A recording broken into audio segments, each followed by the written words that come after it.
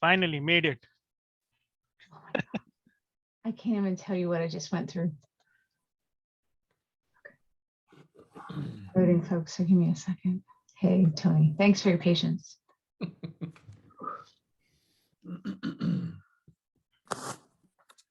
Yay. Okay. Sorry about that, folks. Whew, thanks for your patience. Who we get everybody? I think so. Oh. It took me 20 minutes when this happened to me with Trails Committee. I was ready to break glass. I was beyond ballistic. Great. Welcome to the Trails Committee meeting on January 20th, 2022. I'm calling the meeting to order at 6:38 p.m. And I'll do a roll call. When I call your name, please let me know that you're present. Tony Schoner. Here. Tom McCoolier. Here. Will Warren. Here. Satyendra Sharma. Yes. Isabella Bogdansky. Here. Sorry, I have a cold right now, so I'm a little sick. Okay, well, if you have to drop off, let us know, but thanks for joining anyway. Absolutely. Okay. And Kat McKee here. So we're all here. Great. I'm here too. Oh, I'm so sorry, Isabel Murphy. But So I many of am us. going, I'm going to go off camera because my sciatica is killing me. So I'm going to be getting up and stretching. Okay, good. More So is it- information than you needed. No, but I understand. Does anyone recognize the trail behind me? Mm-hmm. That's our trail, the Peninsula Trail. There's a lot of people on it. It was during our guided hike. Ah. Strategic. So, okay, first order of business is to approve the minutes. I can pull those up if that's helpful, if anyone wants to read them on the screen. Should I do that, or have you had a few minutes to take a look? All of them. We are looking at the 12/2021 and the January 5th, 2022. Keep going. Questions or comments?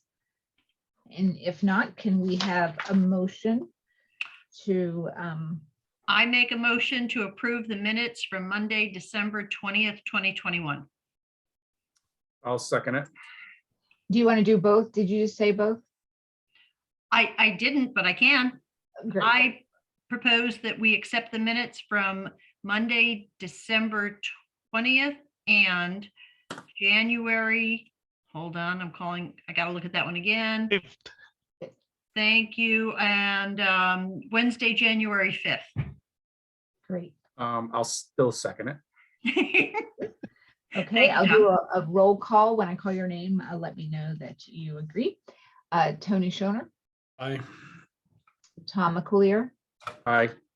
Isabel Murphy, Aye. Satyendra Sharma. Yes. Actually, I have to do this again. I forgot, Tony, that you're a non-voting member. Forgive me.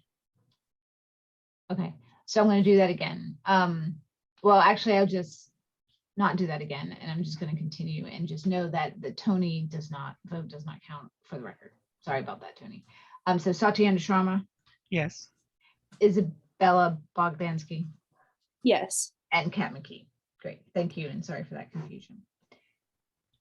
Okay, so next on our agenda is we're talking about the grant today. And so I will, so Tom McCoolier has been doing some stuff, and Isabel Murphy and Will Warren as well. So let's start with Isabel. Do you want to give a quick report on our conversation with Sanofi and what that's all about and how that turned out?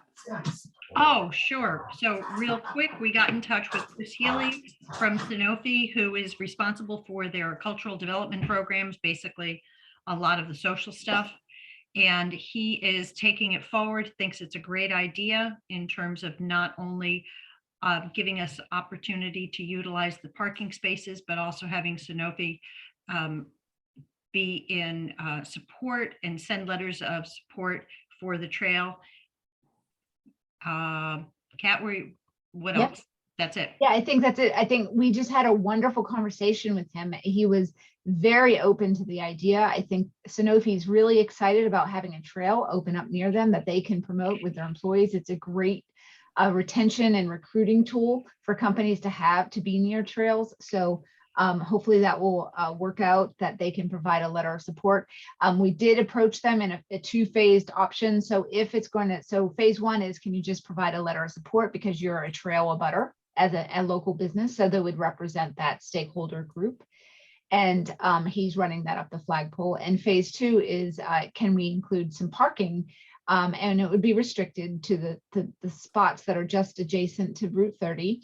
And if that took a longer time to get approval, then we can just, put that aside, keep going with that question and do the letter of support separate from the ask. So we wanted to divide it up so we weren't preventing ourselves from getting a letter of support. So he was very enthusiastic. I just thought it was a wonderful conversation. So thank you, Isabel. It was a wonderful connection that we made there. And he did bring up the option of putting a crosswalk across Route 30. He said his employees, what did he call it, like F1 racing or something? He described it as these cars coming down Route 30 that are really fast. So it's hard to, you can't really walk along Route 30 there. So this will give their employees an alternate path. But we would be looking to put some sort of crosswalk there. I reached out to Karen Galligan to talk about that. We're not going to be able to include crosswalk cost in this grant proposal, but there are other cost options that we can, or funding sources that we can pursue to do that, because we need a crosswalk at the other side on Route 30 and Central as well. So would, hypothetically, would that be something that would be advantageous for Sanofi to do themselves for their own employees? Would that be something to, not to make them or anything like that, don't get me wrong, but I think it'd be a nice thing for safety of their employees. If they cross over from the parking lot, they can cross over in a properly designed crosswalk. Yeah, and the option to donate to the town of Southborough for the cost of such a project is also option. We did not talk about, we can't solicit funds, so we didn't solicit, but we brought up, He brought up funding. Right. And we said, if you direct that to the select board, there's an avenue through the select board. I just suggest that, I know you talked to Karen, and I know it's not going to be part of the grant, but if they're going to actually donate money to the town, to the selectmen for this type of thing, do you think we can provide them with cost estimates and stuff, and the way through it? Sure. I mean, I Yeah, don't know if, so the thing is about that, Tom, so the ask of their parking space is a big one, in that it's not big, but it's, a favor or whatever. It's a mutually beneficial ask, I guess, because they're going to benefit too. I want to make sure that if we can help facilitate something for them, and so I think we can talk about whether it makes sense to ask them to go forward with it, or if we do that. I hesitate because I'm like, it's a big ask, because that's a lot of work. And I think that's Mass DOT that manages Route 30, and that's a difficult. Yeah, I was going to say, you probably have to get the state involved. We're talking about a stoplight there. There's not a stoplight, and so the type of crosswalk is a question, whether that's a signaled crosswalk or just crossing lines or what. So it would just depend. Now, So there's not going to be a big bump there, I take it. No, we can't put a big bump. If we it's not funny, but yeah, you can put a big bump there, because those cars flying would catch some air. Yeah. Isabel, when you did talk to Sanofi, do they seem to have a person that would actually take that and run with it? Yeah. So this guy that we were talking to, Chris Healy, this is one of the things that he's, that's one of his matrix in terms of how much he brings into the company for these kinds of things. So it's definitely on his radar. what he was also doing is the two other names that we had been given, he said were also the right people. And he immediately sent an email out to both of them saying, how do we take this to the next step? Because I personally, and maybe this is selfishly, I would love for them to run with that crosswalk from that area Oh, and petition either the town or the state or whoever, let them say that we will fund this for the community and stuff like that, instead of us push and doing all the work and all that stuff. Like I said, if they do have people, full-time staff to do that, community outreach, I'd rather have them lead that charge. Oh, Tom, I'm with you. I think it's still kind of a chicken and egg thing, though. You know, we can't get them, it wouldn't make sense for them to push for a crosswalk for a trail that's not there. Yes, oh, totally agree. We have to wait until it's done. We have to wait until that egg is hatched. And Right. what might be a great approach to that proposal is if we're doing leg work anyway for the other side, then we can provide them with cost options, some research, and really make it kind of like lay it out in the way that's not going to create more work for us, but it will really benefit, you know, it will help them have. Yeah, give them contacts, give them all our discussions, correspondence, so they're there running. Yeah, Did they mention any details about the parking spaces they're thinking about providing? So what we had suggested was there's 14 parking spots that line Route 30, and in an effort to keep the trail users away from the primary parking spots, that's what we had proposed. So, and then we also asked about some signage and to ensure that we could keep people in those locations. You know, like, For a specific would reason. we want to include like a post with like a metal sign that says, where it normally says like no parking, we can say trail parking only here. I would love a full kiosk if you want to know the truth, because that would be great to say, this is, you park and you usually see a trail map, so it doesn't maybe have to be a full-blown kiosk. It could be a smaller one with a map board and things like that. But yeah, it's got to have some signage for parking, and we briefly talked about signage. And yeah, in answer to your question, that was part of the conversation, is that it would be marketing for both us and also for Sonoma, a sign saying these are their spots and they're preferred for the trail. The other thing that we did talk about is how the majority of the trail use from the community would be on the weekends, where most of it during the week would be post-COVID, hopefully their employees. The kiosk should not be in that parking lot, I believe. I think the kiosk should be on the Well, there's a strip of land No. right in front of the parking lot, right? Like, so there's room for signage in that area. So maybe not a full-blown kiosk, but some sort of signage, right? Is Yeah, this we at, might- Across the We street. might be getting ahead of ourselves right yeah, now. let's Let's kind table of that. say, Yeah. so Yeah. definitely Where- he's taking it forward. It looks like something that we're going in the right direction. Yeah, Will. where would these parking spaces be located? So I'll show you. I think that will probably be the easiest thing since you. If you're familiar heading down to Framingham there, they have a parking lot that has like construction trailers back in the parking lot. It's a pretty empty parking lot. It's past the parking garage Yeah. heading towards Framingham. Oh, wait a minute. You know what? That's another point that he brought up. We Yeah. originally were asking for the 14 spots that go right along 30. Exactly to your point, Tom, he also mentioned that the building behind that is not utilized that often, and it's mostly storage, so that there was additional spaces that were there, which Yeah. I Well, wasn't So even are you aware of. guys seeing my screen right now? Yeah, that's not the Yeah. parking lot. It's right there. Yep. This is the Perfect, parking lot. perfect. So these Yep. are These the are the ones 14, we're- Right. These are These the are ones the- we were talking about. right, And exactly to Tom's point, if you continue up, right here. the building behind there is also theirs, which he brought up. I wasn't even aware of that, and saying that that would be additional space. So that was more reason why he thought that. And this would might make be, sense. right, to your point, this might be a better option for them because they don't have employee parking.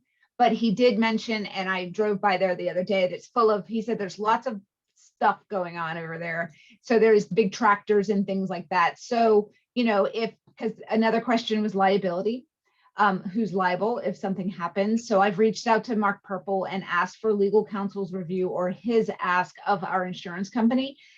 And I propose that scenario if someone gets hurt, whose liability, and is there a world where Southborough could waive Sanofi's liability if something were to happen, so that they would be more open to this idea. Because I think that they may be concerned about opening this up to other people. So, Okay, okay. so those are a few pieces of the puzzle, but we would take either spot, right? Either one works for us if it's close enough to be where we want it to be. So one question. So, do you think that the kiosk will be able to direct the trail users to this spot, or I mean, how Yeah. you are? Okay. yeah, so it would, so the spot is here. If you can see my cursor, these, Mhm. if we're in the parking lot, this is where we'd be. And you could even have a post that says trail this way, right? Just point that across the street, like something like that. And they're gonna see, well, no, they won't. They won't see the That, boardwalk. yeah, that's a you need to have some kind of signage. Yeah, Mhm. so we would need signage on this side saying go across the street, and then across the street, we'd have to say, come here. Because the trail technically, if you can see my cursor, is going to come through this little cut Hmm. through and then into the woods. And you see all these flags? That's cute. Those flags are, I didn't know they'd appear here. Those are my GPS coordinates. I was trying to flag all the wetland little blue flags with my Phoenix, and it was not as successful as I was hoping, but anyway, that's what Well, that's cool. yeah, right. I didn't know they came up on my map. Yeah, so I think that's good. Anything else on that, Isabel? You think that we've covered that piece? Absolutely. I think Great. we're set. And I guess while we're talking parking, let's go to the other side, because we have some good news there too. So the other side, Route 30 and Central Street here. Okay, so I'm going to zoom in a little bit. There's an access gate in here. And as we've talked about, if we can slide that access gate back over the very first slope, then that's what will make this trail open to be qualified as an ADA trail, because that first slope is beyond, it exceeds the standards and we can't get around it.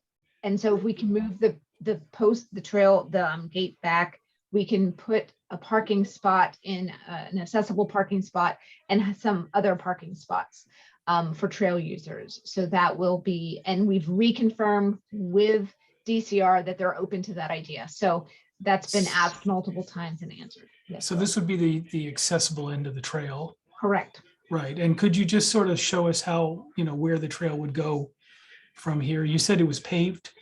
It is paved. So I'm going to zoom out so you can kind of see the line here. You see my cursor? Yes, I do. Great. So it is paved from this section all the way, and you can see where the trail still cuts through the forest, right? And I Right. want to say this little cut, this is our Hosmer riser shaft right here that we need fencing. Right. And then it continues up, and about right here is when it stops, because there's another slope that exceeds ADA specification or criteria. And then, Okay. so we have to stop right here, and that's about 0.4 miles of paved surface. And then basically it's paved up to this point. This is the pumping station. And then you Right. walk around and you can see where it goes this way. So Kat, So let me we would confirm, we would we're have a talking about paying for moving the fence. Is that correct? The gate? Yeah. Yep. Okay. So I met with Any Fence on Monday in the rain.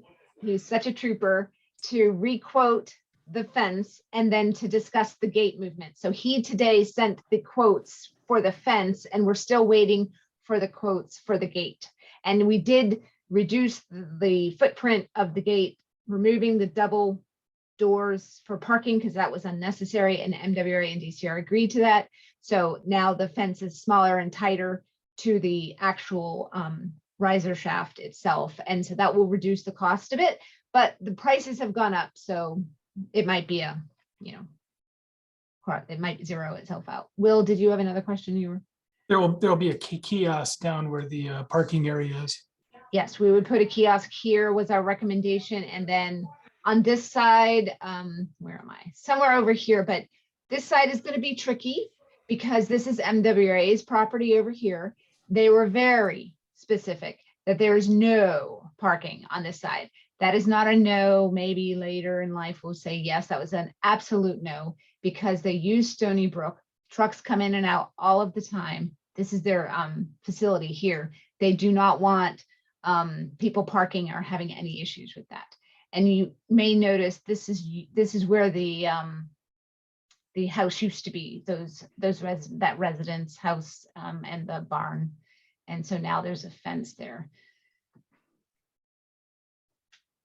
Okay, so those are the parking options. Any other questions on that piece? Great. Okay, so then we had some other exciting news. So we talked about the fence. Tom, do you want to talk about what we learned from the building inspector? So regarding the bridge and the boardwalk, so we've been communicating with Lori Levelio. She's the building inspector. We will need a permit, obviously, for the bridge. She's finding out if we need a permit for the boardwalk in that swampy area that we had a proposal for. And then I also asked them if they would waive the permit fee because we are a town entity. So she hasn't ruled on that yet, but either way, we'll probably put in that fee within the grant just in case. Give it an idea, and I just learned this, the other day. Permits cost $12 per thousand of what the project costs. So as you can see, our project $1,000. $12 per thousand. So $100,000 project will cost $1,200 in permit fee.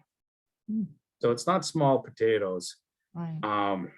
So we will, I'm hoping she would say yay or nay before we apply for the grant. If we don't hear from that, we'll definitely have to put that money in the grant for permits and fees, etc. Tom, I believe her name is pronounced Lavoli. Lavoli, thank you. Yeah, Lavoli. Thank you.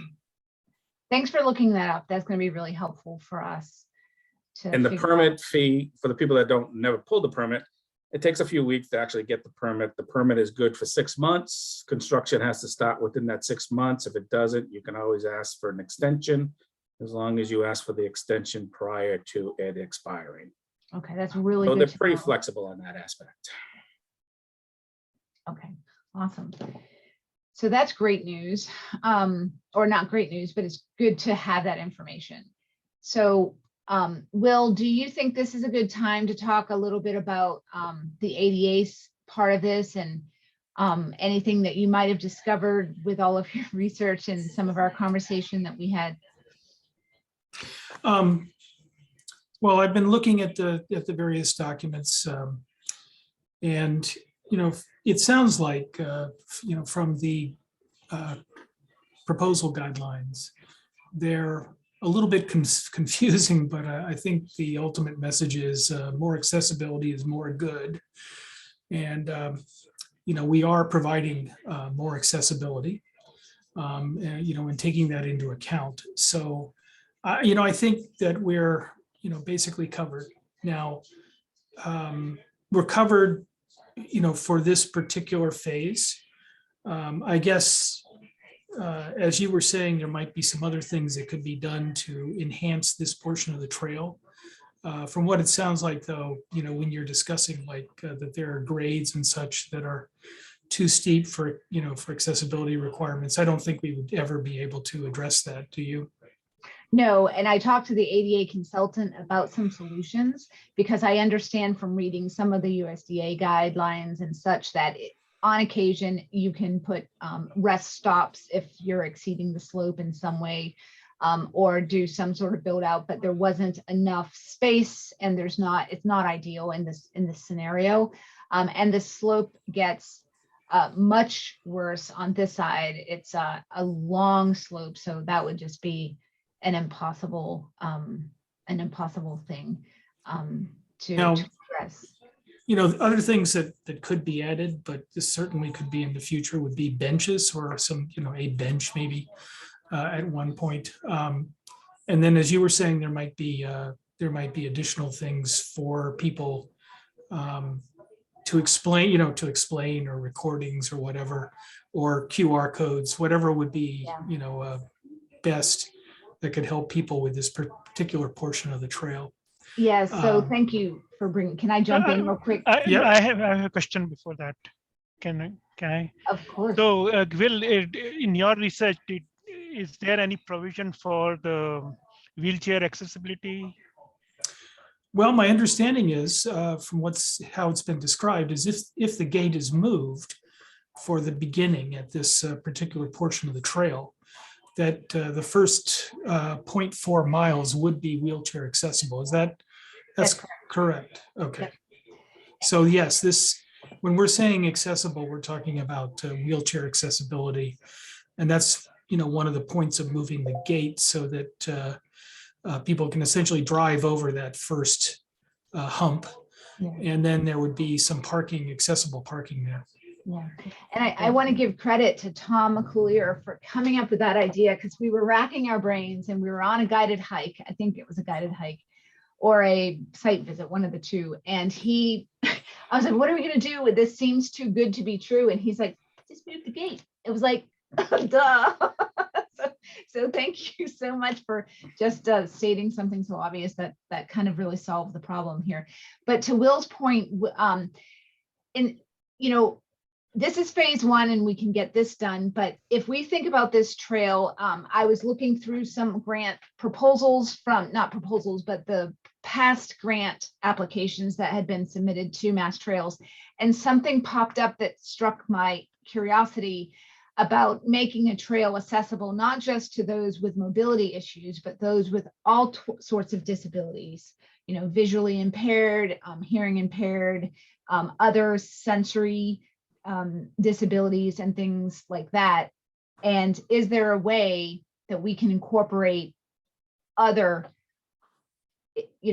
what can we do to the trail in phase 2 or 3 to make it more accessible to all types of people with different types, varying issues?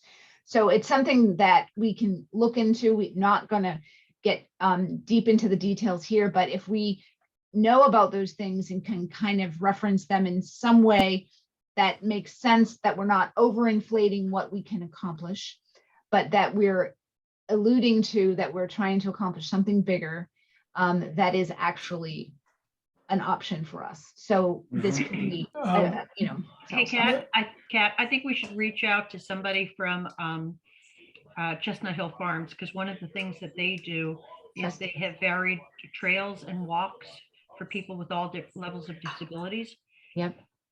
And I'll take that one on, because I think that's something, making that connection would be important. Okay, so this is the trustees, right? They I manage assume- Chestnut Hill? Yes.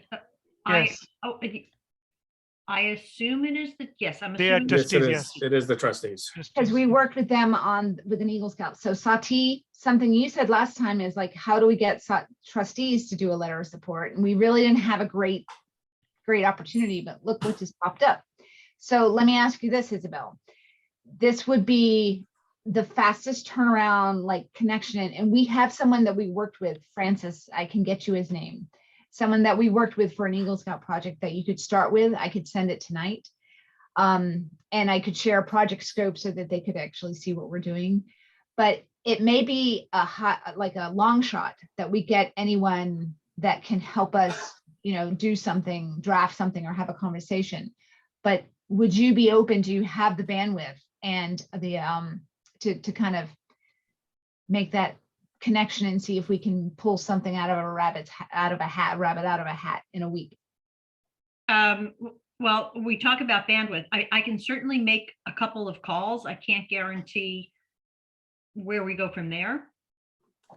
Yeah. But certainly, if you gave me a name and number of a couple of people, I can certainly reach out. Yep. Okay. Certainly. And of course, it's their timeline too that we can't control. And if nothing comes from that, that's fine. I think having the conversation and understanding how they're leveraging it might be really just a great place to start. All right. So Even if we're it looking doesn't for, get in. let me clarify, make sure we're looking for two things. You're going to send me contact information. And the first ask is looking for a letter of support for our trail. The second is establishing a relationship where we can discuss how they've expanded the trail use to be accessible for all people with all levels of need. Right. Thanks for clarifying. I'm not sure we need to ask first for a letter of support.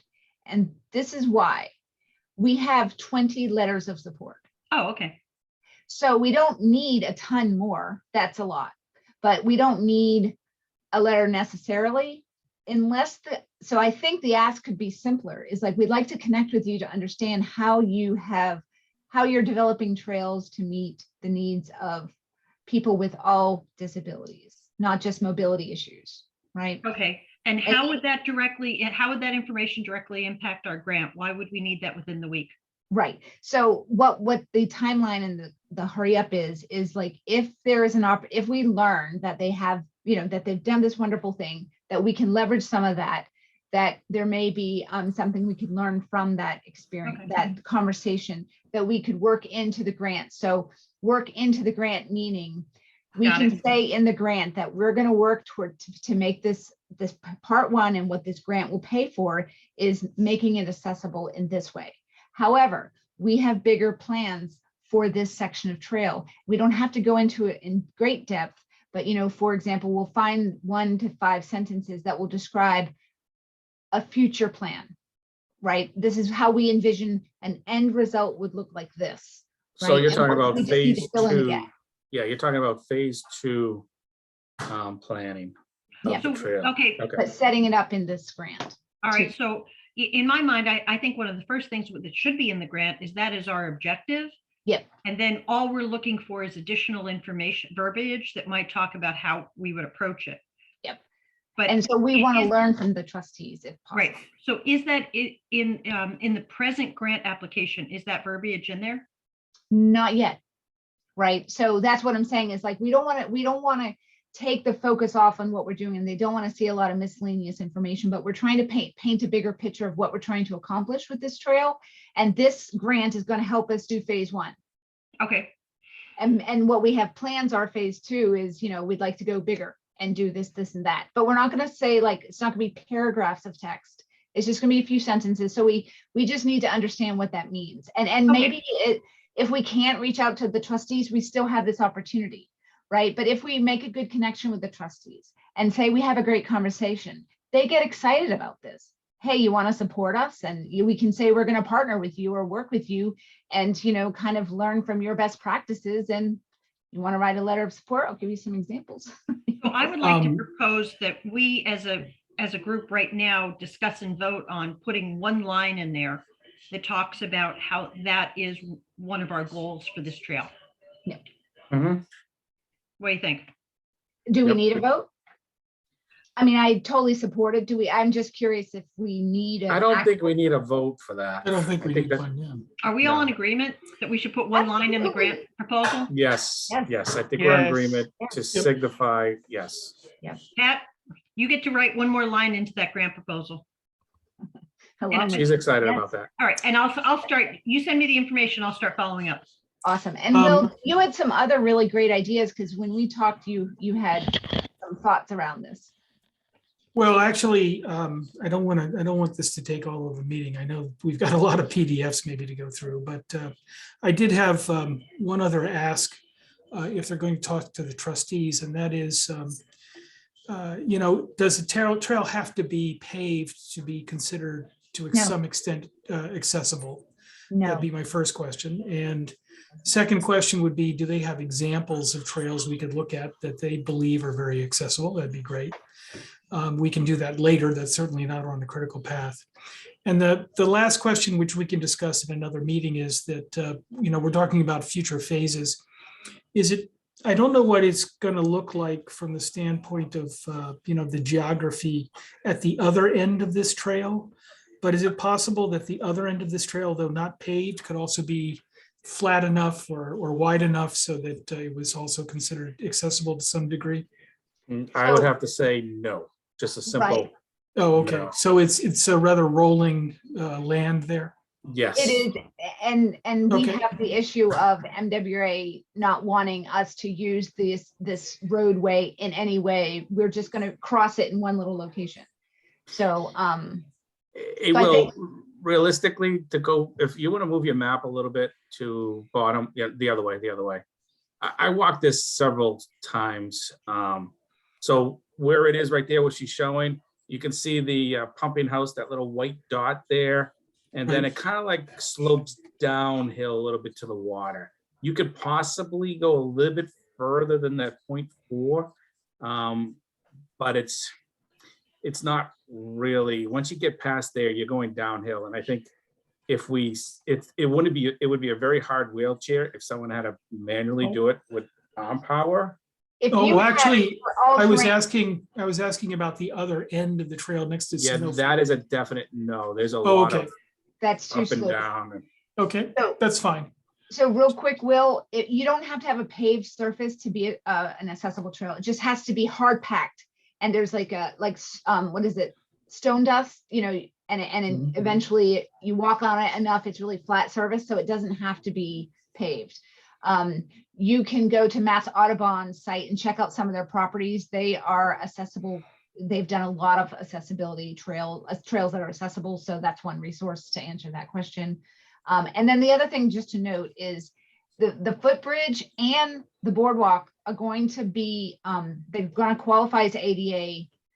They're going to be built to ADA specs because it's federal dollars funding those, right? Right. So what that means is if you had, and the rest of the trail is a 10 to 12 foot wide access road, right? And there's divots and holes and they fill with water. So if you had an all-terrain wheelchair and you were adventurous, you could do that. You could do more than 0.4, right? But I Okay. don't know that it's going to meet the qualifications, right? Right.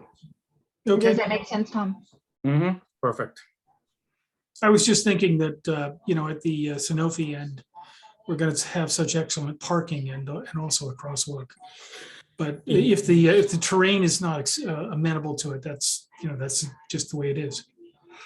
Yeah, it's tough, but if we have success with this and we have people that are really excited about the project, there may be opportunity. I don't want to say no, but MWRA is very specific about this facility is designed to protect water supply for 3 million people. That's their priority. They're allowing us to have public access. We just have to strike a balance about how we use it.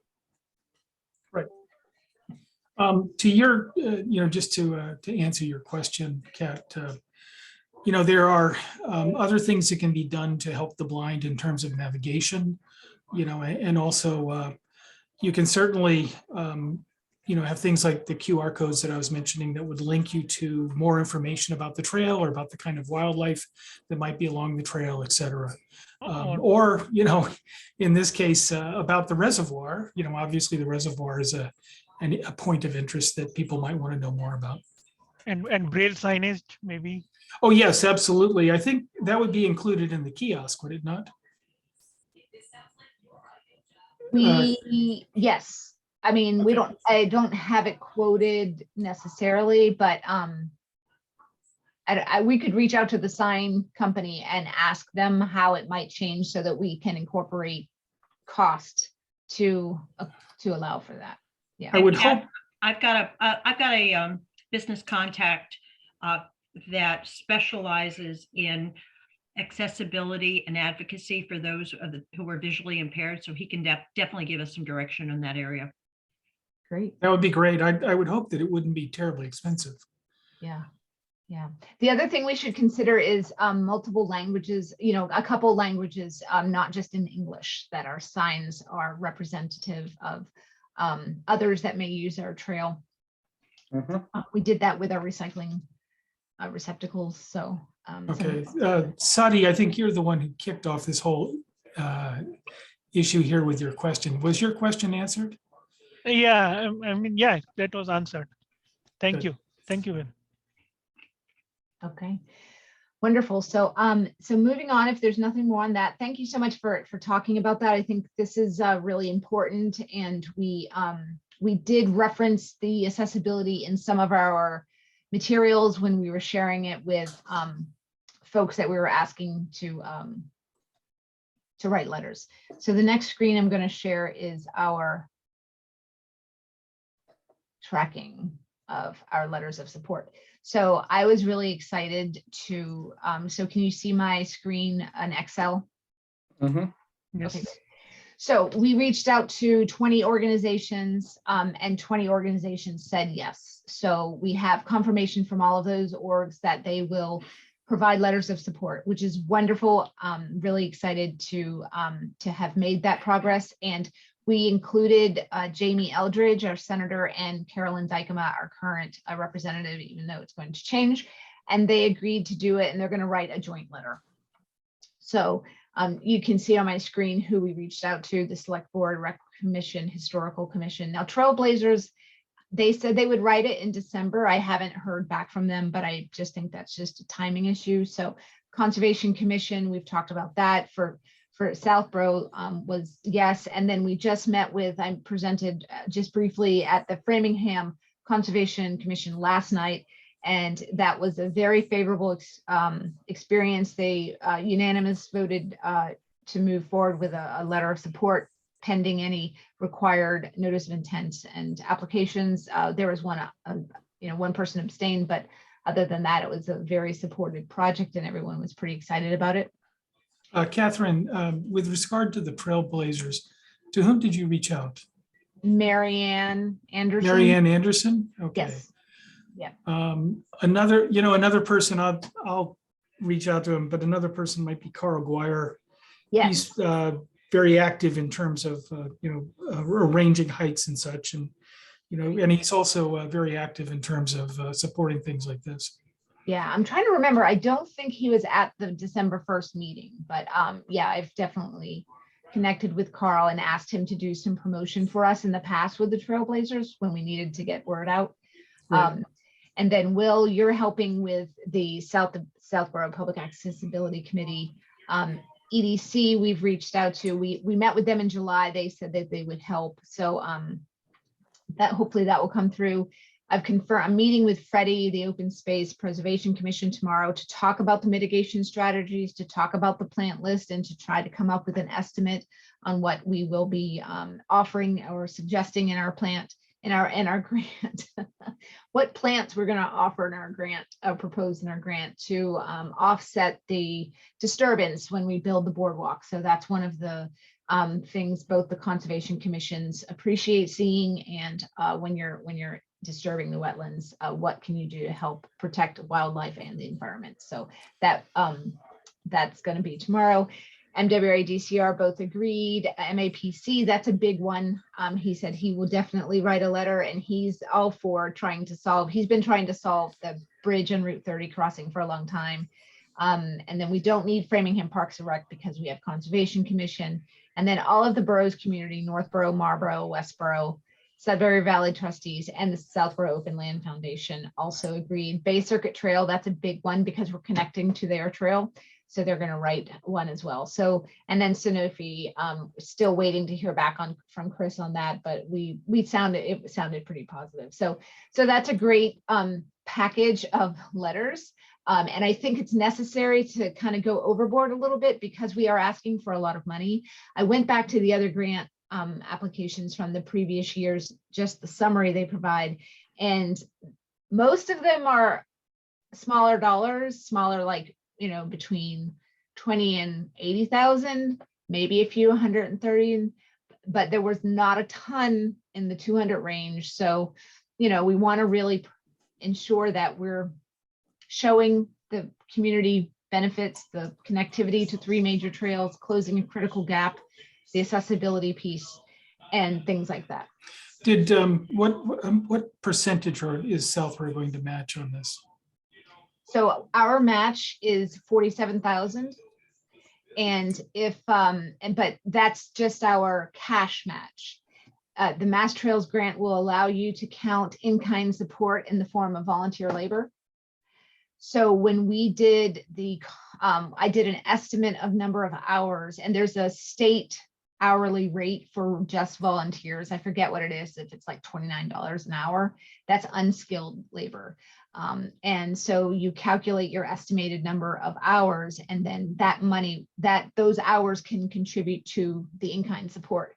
So based on our application, our community preservation application that we submitted earlier this year, it totaled about 13,500. The project has grown since then, and we have more members. So we have to go back to revisit that calculation. We do want to be a little conservative on this just to make sure that we hit our commitment, because we have to do regular reporting on the grant to DCR if they're managing it, I'm assuming. And so we have to submit timesheets, and we have to be very detailed about tracking what time we spend and making sure that that is in there, because we don't want to fall short. I don't know what happens if you fall short, but we don't. Well, the reason I ask is that wonderful document that I read today, the grant or proposal instructions, it had a line in there that said that grants that had more matching funds would be looked on more favorably. So, Yep. you know, the higher we can get that number, the better we'll be. Yep, absolutely. I would have figured it had been just the opposite, because is the town putting in skin in the game being dollars out of their, you know, budget, CPA, wherever, versus, you know, like volunteer hours. I'm surprised. No, but you know, if the volunteer hours can be counted, it's just that the match thing was, itself. the match is, you know, however it's calculated, the higher it is, The better. the better you look, you know, the more favorably they're going to be towards your grant. Yeah. Okay. Yeah. So with those two numbers, right, 47 and 13.5, we're at 60,500, which is not a, you know, and that if based on this rough estimate, that's about 31% of the total cost. So we require 20%. We're at 31, but I expect that to go up because we have more people and we have a bigger project. So we need to estimate more. Mhm. What percentage of volunteer hours could be there? Do you- Well, I don't know what this percentage is for this. I haven't calculated that, but this is the dollar number. Okay. Right. So it's going to go up a little bit from this based on what we project for that. So, and then we can just easily do a calculation of what the volunteer labor, what percentage that is of the total budget. Yeah. And just for the record, Sati, Sam Stivers is a guest, a public Yep. member of the public attending. So, okay. So let's talk quickly about our quotes. And I know it was hard to, this is where I wish we had a central repository and we could just organize things in folders, because I know I sent you 10 attachments and that's kind of hard to manage. So we'll just do our best. So can you still see my screen? What about Google Docs? Your spreadsheet is still there, Catherine. Okay, good. So you can. No, I think OneDrive should be there because we have this Outlook. I don't know. They haven't allowed us to have access to OneDrive, Sati, and I wonder it's an open meeting law thing, but maybe as the town expands its license, because I talked to Tom LaFlame, the previous IT guy, about it. I was like, when are we going to get access to SharePoint? And so we don't have it yet, but maybe it's a good question for the IT guy or for the Municipal Technology Commission. Do we? But Well, the I Google, was just going to say that the Master Plan Committee uses Google Docs. Google Docs. Yeah. Right, and so they don't seem to run into any problems there. No, and they have it's- that link on their website, on the web page, so it's all open. People can go there and look all they want. Yeah. So we might be able to do something like that. I think that might, well, I don't know, maybe that isn't free since we're a municipality. I'm not Oh, sure. we have a chat. Oh, I took care of it. Tony Okay. has to drop it. Yeah. Just said Sorry, Tony. goodbye. Okay, so what do we want to start with? The boardwalk, maybe? Let's start with the boardwalk, because and I think we don't have to do both the 4 and the 6 foot ones to review. I think the difference between the two is 4 feet wide or 6 feet wide. Everything else is the same.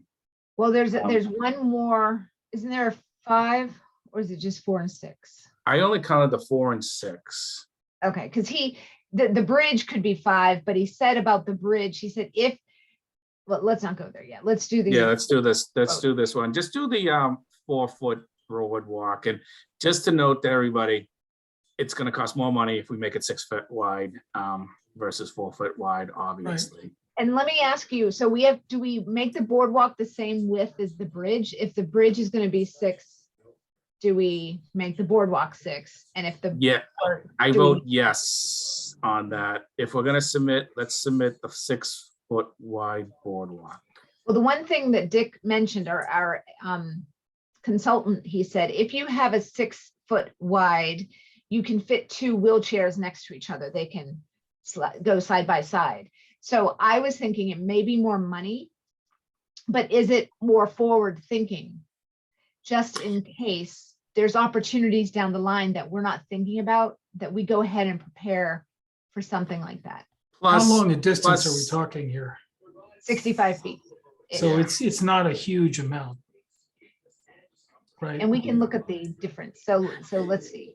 And just going over, just to finish up that thought, Catherine, side by side with the 6-foot, it's also a wheelchair stops looking at whatever, and then pedestrians can also pass on the other side. So it's not just wheelchair to Yes, wheelchair. It's thank you. Yes, yes. it's not making a congestion on the bridge. Now, can on you the see boardwalk. the quote I have up? Are you still seeing the Yep, full? yep. You Yep, are. we can Okay, see good. it. I'm sharing screens. Okay, so which one do I have? So this is a little confusing and I apologize. There's 4 of them. I'm not sure what we're looking at. It's This 10 is the 6-foot wide by one. 6 by 3. Yeah. So it's 10 feet long, 6 feet wide. Oh, and the curb mount is 3 inches. Okay, that's what that means. So if we keep the boardwalk under 24 inches from the surface of the water, is that what that I had quoted in the email, Tom? Then Yes. we don't need railings on the boardwalk. Okay, so we're gonna do that because we don't want railings on the boardwalk. And it's But we gonna do have a have, but 3 we do inch have, buffer. yeah, thank you. So it'll be a 3-inch buffer on each side. Catherine, how many different quotes are you getting for these? How many different sources are you getting quotes? We're from? not going to different sources for this. We do have to put the project out to bid when it comes down to it. So, Oh, the entire project. exactly. Well, All of the different aspects are in one bid? okay, so I have clarity on that, and let's stop real quick and talk about it because that's an important piece in this. So I spoke with Melanie, the town's procurement officer, who connected with Mark Purple. And essentially, we need to hire a project manager. Tim Litt had referenced this in our last meeting. And we have to hire someone to manage the project so that they are in charge, making sure the project happens. If anything goes down, they are the ones that deal with it, and the town doesn't have to deal with it. So that's one thing that has to go out to bid, the project manager. Then that goes out to bid. You pick the project manager based on the criteria and all those other requirements. And then that project manager will then put out to bid for the fence, for the bridge and boardwalk, because I think the bridge and boardwalk are a package, and then the fence is one package. And then they might, I don't think they have to put the signage out to bid, because actually, I don't even think they have to put the fence out to bid because it's not $50,000, right? That was Right, that's part the of- magic number, right? Yeah. So I think it's just going to be if we look at the collection of the boardwalk and the bridge, those 2 things will go out to bid. So the project manager would be responsible for putting that out to bid. So it's okay that we only have 1 quote going into this, because that is going to be remedied with the bid process. And we And if did you think about it, just the bridge has to go out to bid because the boardwalk does not cost more than 50,000. Well, they may consider that one component, right? So that's where we Correct. get into having to figure out, and you can't splice up a project to make it. Yes, Under yes, I 50. remember that conversation. Thank Yeah, you. so we have to play by those rules, which are absolutely fine. But just to your point, Will, when we quoted for the fence and the signage for the CPA applications, we went with 3 vendors each. 3 fence vendors and 3 signage companies, just to ensure that we're getting, kind of equal numbers. And we did come out at around the same. Right. The one reason I asked this is that when I was reading those wonderful instructions about, doing a proposal, it said that if you were going to buy, some type of equipment that costs more than $1,000, you had to get 3 different quotes, and which sounds completely contrary to what the current numbers are. So I just wanted to make sure that we had that button down and that you weren't being forced to go running around and doing unnecessary work. I don't think So we're we buying said- so any definitely tools, read though. that- We're not buying tools or equipment. Not in this case, but it's good to know that. But did you read anything that said we had to have 3 quotes for our grant proposal? No, not that I remember. Just the section about the $1,000 kind of struck me. No, I appreciate that. So that's the procurement piece. And let me just check. One the question. chat. Do we have a chat? So you said about Oh, the project manager. So who manages the bids if he opens the or he or she opens the bids? So it is project manager will be managing the bids. They would, but but with the committee's support, right? Yeah. They're not going to do it in a vacuum. We're going to be with them. And I explained to our, so this consultant would also bid. We also clarified that there's not a conflict of interest if the consultant is providing us an estimate now, that he then would bid on the project later. That was something he specifically asked us to clarify, and I'm going to get it in writing and make sure Mark Purple's on it so that there's no issues down the line. Because Conservation Works is a really upstanding company and they've been great to work with. Not guaranteed that they'll get the project management bid, but it's worthwhile having them bid on it. Yeah. So Okay. Sati, to answer your question, the project manager, because we're all volunteers, so this is not a full-time job. So the project manager will actually get 3 bids, bring them back to the committee. We will select the bid, but we also have to go through the town's procurement on it too. So it's not totally up to the project manager. It's again the committee. No, right. And it's the state's procurement system. I think it's combis that they would go through. They put it out to bid. And then if they're using combis, they may have to, I don't know if they have to use a preferred vendor, if the vendors have to be on a pre-selected list, but I think that may just be only for some contracts. So legwork for inviting the bids is project manager's responsibility. Is that? Yes. And okay. So we would have to write the bid. So we'd be involved in helping write the bid. And then there's, depending on the price level, there's different specifications. Some bids, and I'm not familiar with this as much. Some processes require you to go with the lowest bidder, right? But the bid, the bidder must meet the specific qualifications that we write into the bid. So there's some flexibility and opportunity there to make it very specific, because we want someone who has a lot of qualifications, working in wetlands, working in conservation, has a background in conservation and environmental, so that we're getting the quality that we need because we're in the watershed, right? Yeah. So all of those qualities would be written into the bid.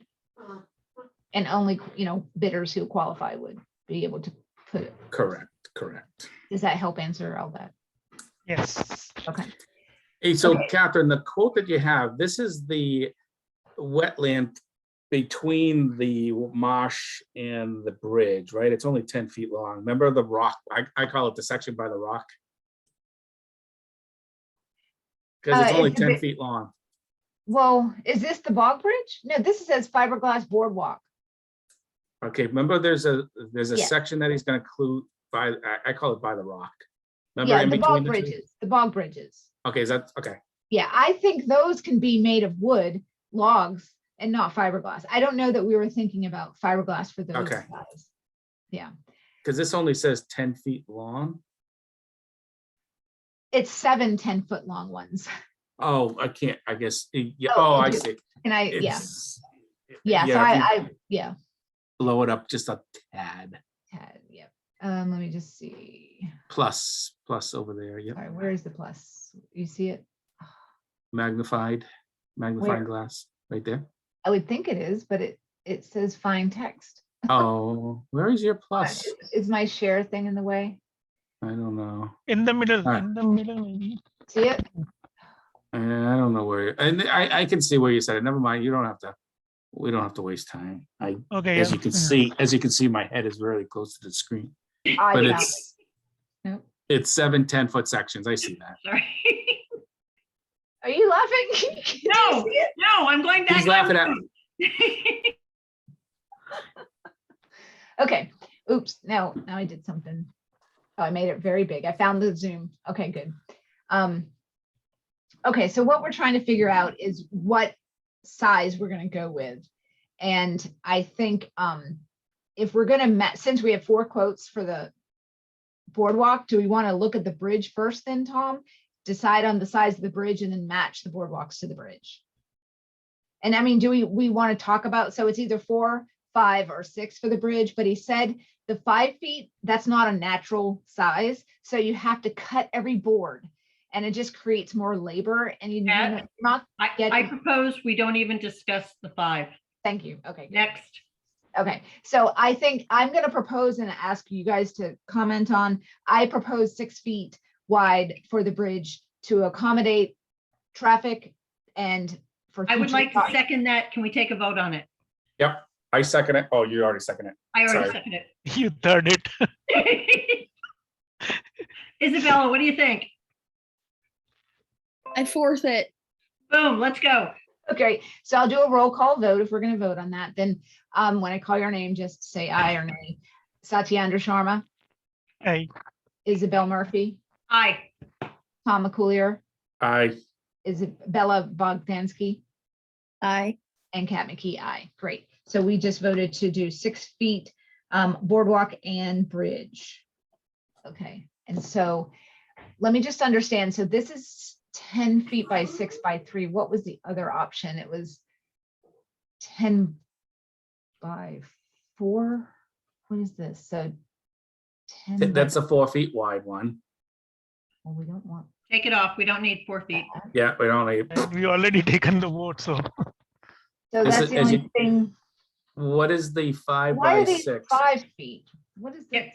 We don't need 5 either. No, No, no, this is that's, a different 5. This is a 5 length, not a, so this is 30 feet, 5 times 6 times, on the 3 top there is inches. this thing. What is that? 5 by 5 into 6. yeah, so it's You 5 can do feet. Wait, on the top. I think this is the bog. This one looks like the, remember I said in between the 2 structures? oh, that's I why it's think- so inexpensive. Maybe he is Yeah. thinking. Oh, I guess He is thinking about doing the same, which is good. He's calling And it I a think- boardwalk, though. It's not a Yeah. bog bridge. He probably, it's only 5 feet by 6 feet wide by a 3-inch curb mount. So that's about right, because it wasn't long at all that had the muck area. Yeah, No, but above this there is a town of Southborough, and on that line there is 5 into 6 boardwalk. What is that? Right. where are you talking? Right here? No, you're Up, no, absolutely up, On the right. top. You're right, on the Sati. top, on the top. Yeah. Up Yeah. more, right Higher, there. higher. Up, all right, Up here. up, there. Yeah. So, and with curb mount, we wouldn't put curb mounts on a bog bridge. I don't think it's a bog bridge. I think it's the same kind of construction as the other bridge. Okay, so it's very inexpensive and I don't understand why. Because I, it's a much smaller piece. I mean, you're just Yeah. talking Right. about going over the water and nothing else. right. It's not even, it's like I said, there's some, as I call it, the muck and mud next to that Yeah. little stream by the rock. So this just takes care of that small section, so you don't get your shoes all muddy. Which we learned with, which we learned with the Great Bridge that was put over the other stream. And now the issues that we have on both sides, probably not the way to go. The issues on one side is water. Is there an issue on the other side with water too? Not as much. It's wet grass, but Yeah. I think the point is, if we're going to do this, let's do it right, especially if we're going to ADA compliant. We want to make sure somebody doesn't get stuck in the bog. Yeah, and the bog bridge, just for our purposes, will be, it's set up and over so the water flow can go underneath it, so that Yep. it won't disrupt the area. And there is some light that can get through on both the boardwalk and the bog bridge. So that helps lessen the impact on the environment. So it's not completely dark. And Marlboro said that, they had nice regrowth a year later. So once they installed their boardwalks, the environment, it all kind of came back in a good way. So, okay. So it sounds like we need a little bit more clarification, and I apologize. We just got these quotes today. They had a glitch in their system, and which has delayed the entire process of getting these back to us. So, No, I think realistically, the one that we're looking at is the third one, 11.822.3, which is the 7 by 10 by 6. yep. So that's the one we're going to choose. And then I think if that's the case, then we're probably going to do the 5 by 6, right, to make it the same. And then we'll just get clarity from Dick on to make sure that we understand these are the bog bridges. Okay. Mhm. Okay. All right, so that's good. And then let's take a quick look at the quote for footbridge. And luckily there's only two, and we're only going to open one. You are welcome. Okay, so this is a nice number. Yep. And so, oh, the one thing to consider about the boardwalk, he said that the quote did not include the hardware, the marine, like the helical piers that he is calling the, I think it's the Tommy Docks was the marine hardware he was talking Mhm. about using instead of the helical piers. So that was another 3,000, I think. Is that what you saw in the email, Tom? Do you remember? I don't know. I didn't get, unless it was in the text of the email. It was in the text and email. I forwarded it, I think. Okay, But I think, so he put, so there's another 3 on top of whatever we just saw. Yeah. Just so we know. So this is the bridge. We saw, have we shown pictures? Do you guys want to see some images of what he, Sure. Sure, so yeah. we know what we're talking about? Kat, while you're bringing those up, with respect to the bridge and also the bog bridge or the boardwalk, what about maintenance? Is there any estimates of what the maintenance cost might be? Right. So no specific maintenance quote, but the reason we're choosing fiberglass is because, Low maintenance. very low maintenance. right, and it lasts for a very long time. I mean, he said something like 75 years, but it might be a little less than that. But with, our next generation has to deal with maintenance. Right. Isabella. So it's a little more costly up front. But the reason we would do that is because, it does reduce the maintenance, and it comes with the graded surface to prevent slips and such. I'm just I can't put my hand on it. Where is it? Well, the good news is in 75 years, the ocean may have risen to the point that all of this will be underwater. Okay, so here we go. This is an example of a boardwalk. Can you see my screen? Yes. Yep. Wonderful. Nice. Yeah. So we're not going to Very- have the tall Railing. railing. Thank you. It'll just be the curbing, right? So How high this will be? how high? So it's going to be less than 24 inches off the water so that we don't have to have a railing, right? So it's going to sit right above the water. And, I don't know that we'll have signage on the boardwalk, but before or after the boardwalk, we are certainly going to have some interpretive signage to talk about wetlands, to talk about the whole area, maybe history of the dam. That's how we have historical commission coming in. This is an example of the bridge, but a little bit different. But this will be a question for Will. So if we are allowing, we are facilitating the usage of wheelchair, is there any ADA compliance about the not having the railing, or? No, that is actually ADA, that is compliant with ADA requirements, that if it's less 24 than inches? 24 inches off the water, it doesn't Okay. require the railing, and the bumper will satisfy that. And this consultant has experience building accessible trails. You should actually go to the Conservation Works website and read about Dick O'Brien, but also read about the co-founder,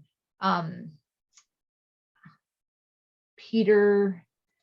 Have it I up forget here. his It's name. Peter Westover.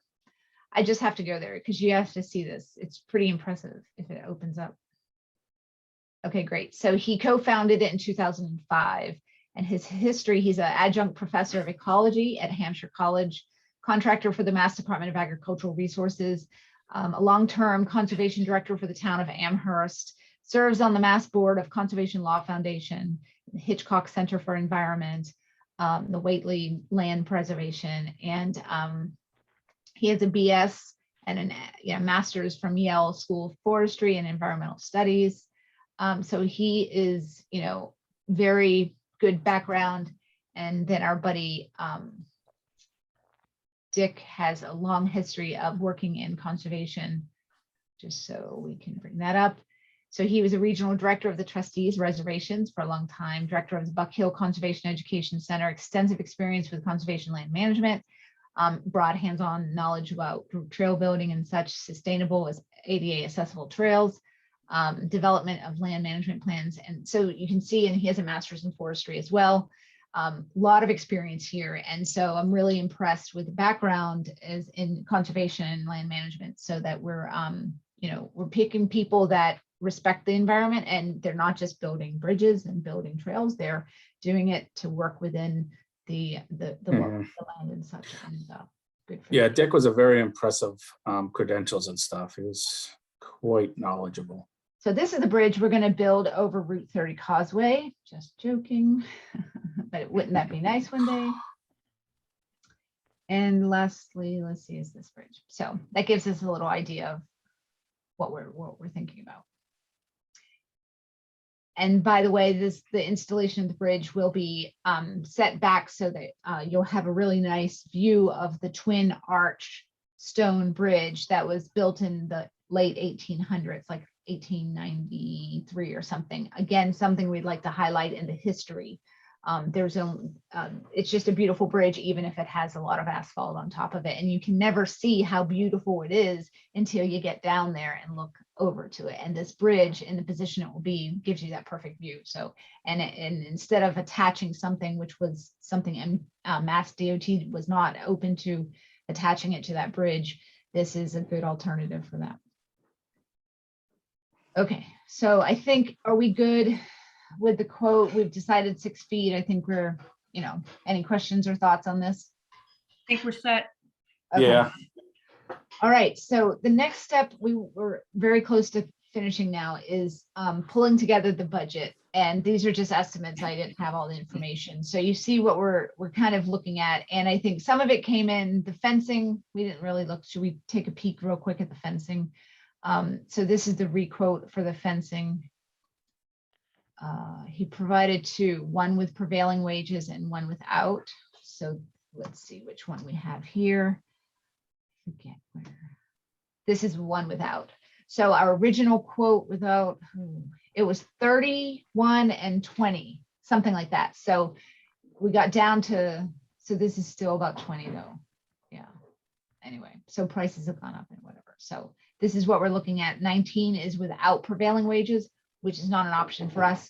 So our quote with prevailing wages, yeah, based on prevailing wages right there, is 27. So it's a little bit less than the one that came in last time. This does not include moving the gate. So that's going to be another number. It won't be as high, but it's going to be. I guess this does not include accessible parking spaces either. No, the fence company, no. And that is a good point. I reached out to Karen to get some of that information. So I don't, what we need to, how do we, I don't even know. How are we gonna develop a parking spot For where? or accessible parking? I'm sorry. That's to the moved gate. Yeah. Who does that? Next, I'm sorry. I was answering a Maybe text from my kids. DPW can help us. I would think DPW, or they would know. Well, DPW paved this section of trail. So Or they have done something in here. So let me add that to my conversation with Karen. That's a really important piece that we're going to need to quote and get a sense of what it's going to cost and who's going to do the work. And does that add another letter of support, perhaps, if DPW were to do that work? Yeah. Speaking of letters of support, did you get a letter of support from Freddie, or is she going to provide one? Freddie will provide one. I'm meeting with her tomorrow. She's going to Okay. provide a letter from the open space.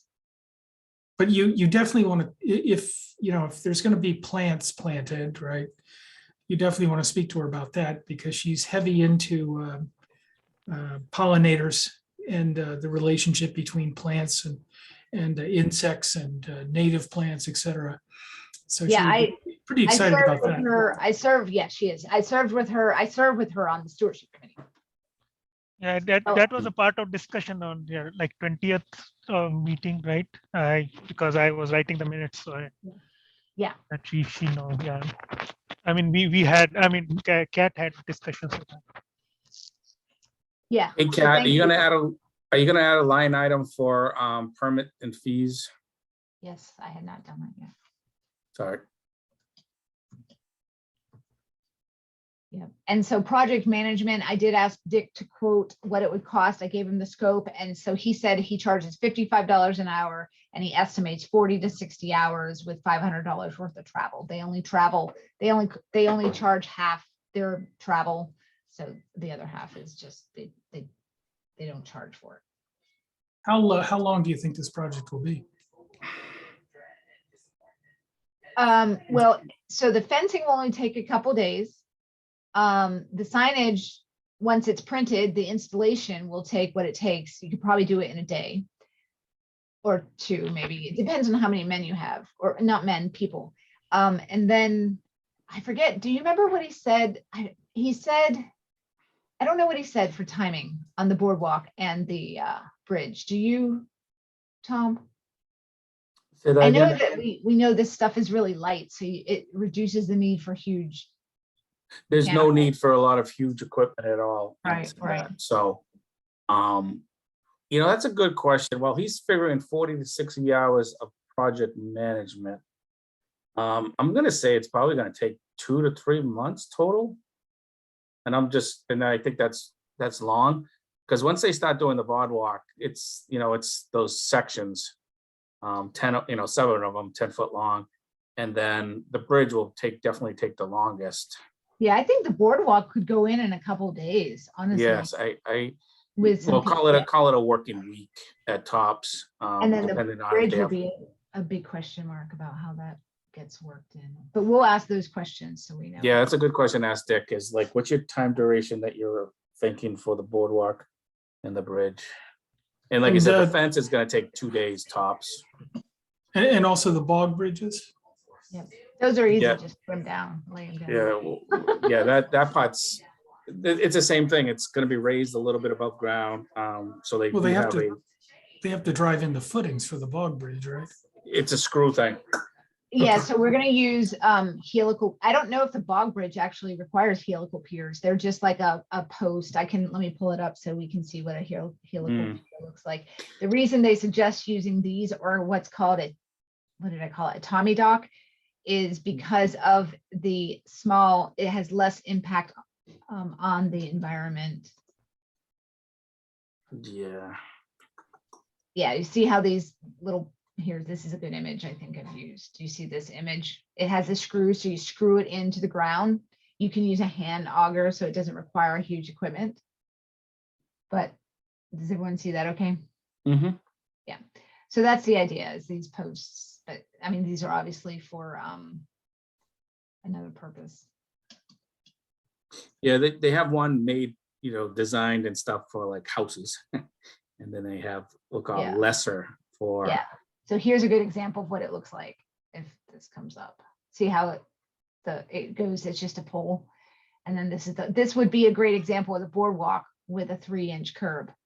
Mm-hmm. So and so that's they're a little more expensive, but it's what's required when you're working in sensitive land. We'll call it sensitive environment. And he had recommended, instead of a helical pier, I think it's called a Tommy dock. Do you remember? It's from I have that language. No.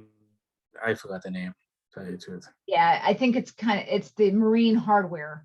Yeah, it's these Yes. poles. Yeah, so it's a similar thing. But yeah, so that's the other thing.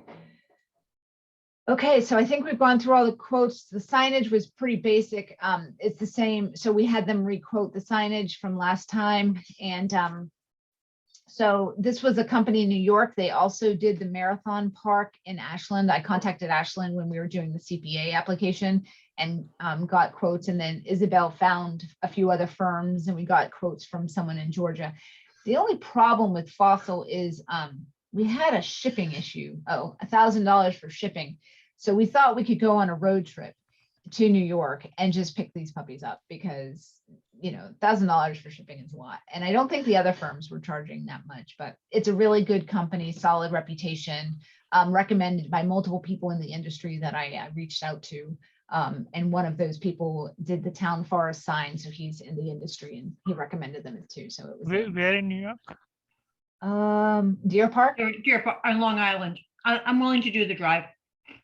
Great. Done. I second it. Thanks, Tom. I do not think that the recreation department will fund our trip, but that's okay. That's okay. I'll just donate the gas. You can write Okay, it so off on your taxes. Thank you. So thanks for sitting through that. Any questions on the quotes right now?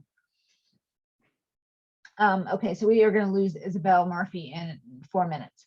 So the next step is, we have all these letters of support. The next step is to write the grant. And so this is going to be tricky only because there's a lot to it and it's just a detailed situation. So I can't start this weekend, but the expectation is having some sort of draft maybe by Wednesday of next week, right? So this is due on the 1st of February. I have a very important onboarding new hires on the 1st. So my internal goal is to submit on the 31st, right? With a fallback and buffer of if I had to just meet my morning commitments on the 1st, I could potentially do something in the afternoon, but I'd prefer just to, let's just get it done in a day early. So we have all of our letters of support coming in by the 28th. So what that means is if I could get a draft to the committee to do a review, right, by Wednesday, it's going to be quick turnaround and I apologize, but we are here. And so I don't know if, that works with your schedule. If we could, I'll take a look. What it would require is you take a look, you comment, and you send it back just to me, not send it back to the entire committee so that we're not breaking open meeting law. And the next question is, do you feel like we need another meeting to discuss it? Or can we do this offline, one-on-one communication, no serial deliberation or anything that's going to get us in trouble? I think it, for speed and prudence, let's do one-to-one communication. I'm totally with Tom. I think we've discussed it up, down, and around. So Yeah. we're very comfortable with what the expectations are. Okay. Now, Catherine, is Marguerite still gonna give a one over at the end? So I want her to, but because we're I know we're running out of time. We are. So I was hoping, now this is my, my passive approach is if she were to say, yes, we remind her that the grant, we sent the email out, hey, can you help us with the grant? That she would say, hey, can I take a look? Because I had offered to do so. So we have an offer from Bill Fadden from the Bay Circuit Alliance, who said he's the one that helped. He's the one that spearheaded the entire bridge project from the very beginning. And he had engineer plans and all sorts of things, but he just didn't bring it. And now he's very supportive of this project. He offered to help too, so he can take a look at it. His background is engineering. So I said, we would like to, bounce some ideas off of you and some questions and stuff. So we do have that as a resource. So do you want to also, instead of just sending it to us, send it to Marguerite on the 26th? What I might do is let's hear back from EDC that they say yes to the letter of support. And then our next, hey, Marguerite, no, this is last minute, but do you have any time next week if we were to send you something to do a quick review? And Agreed. See if she says yes. Okay. But understanding she might not have time, she might be on vacation, might have life get in the way. So those things. Yeah. So that's that. And thank you very much for everyone's help and support. And I do want to just preface this. We might not succeed. And that's okay. I want to win. I want to get the grant, but we might not get it. And we should just be prepared for that reality. And just know that if we don't get it, we're going to learn a lot through this process and we're going to be ready for next year already, right? We'll make some tweaks and there's other funding sources out there right now in the world. So we may have other options. So just want to set our expectations, align them, not for failure, but to know that if we do fail, I'm not going to feel like we failed. It's called So- failing forward. Yeah, failing forward. So We'll learn a lot. let's don't even cross that until it happens. Well, I'm betting that we're going to succeed, and I just wanted to make one request, and that is that I was looking at the Aqueduct Trail website that's linked or was linked in your letter. Yep. And it shows a bunch of towns and their borders and everything, and there's the town of Southborough, and it's all just empty white.